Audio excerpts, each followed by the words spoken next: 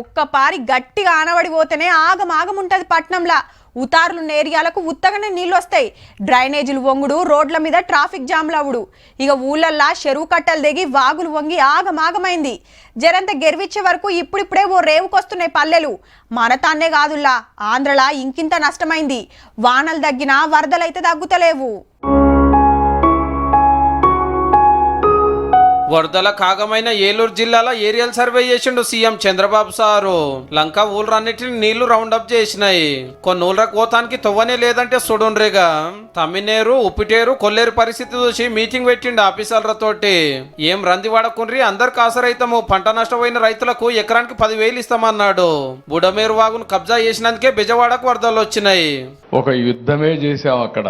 కడాన ఆర్మీ వాళ్ళు చెప్పారు, మా వల్ల కూడా కావలేదు. అయితే వరదల టైంలో ప్రకాశం బ్యారేజ్ గేట్లకు పడవలు గుద్దుకుంటే మస్తు నష్టమయ్యింది. ఒక్కొక్కటి 30-40 టన్నుల వజన్ ఉంటాయి. బయటికి తీసుకున్నాడు ఇంకా కూడా అయితలేదు. ఈ పడవలు మాయే అని ఇంతవరకు ఎవ్వరు ముంగటికి రాలే గాని కొందరు అయితే అరెస్ట్ అయ్యిండ్రు. చేలి ఇది పక్కా మీ కుట్రనే అంటే మీ కుట్రనే అని రెండు పార్టీల నడుమ కయ్యం నడుస్తున్నది. ఇప్పుడు వీళ్ళంతా కూడా వైఎస్ఆర్ కాంగ్రెస్ పార్టీ ఫాలోయర్స్.